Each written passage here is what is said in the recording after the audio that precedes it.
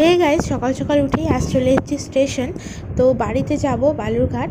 তো তার জন্যই এখানে আমার শিলিগুড়িতে আসা প্রায় 1 মাস হয়ে গেল, আর তোমাদের দাদা ভাইয়ের থাকা প্রায় 2 মাস হয়ে গেল শিলিগুড়িতে, মানে বাড়িতে যায় না 2 মাস ধরে।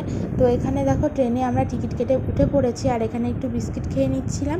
তা এই করতে করতে ট্রেনটাও প্রায় ছেড়ে দিল।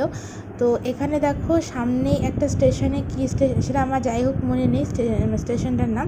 তো এখানে রাধাকৃষ্ণ উঠেছিল, ভীষণই সুন্দর দুজনকে সাজিয়েছিল, সেটা একটু ক্লিপ নিয়ে তোমাদের সাথে শেয়ার করলাম। আর এখানে দেখো বাপ বেটির আদর, বাপের মুখে নোংরা লেগেছে তাই বেটি হচ্ছে প্যান দিয়ে বাপ পরিষ্কার করে দিচ্ছে। আর এখানে 1 লাখি স্টেশনে দাঁড়িয়ে পড়েছে, আর আমি একটু পাপড়ি চাট খেয়ে নিলাম।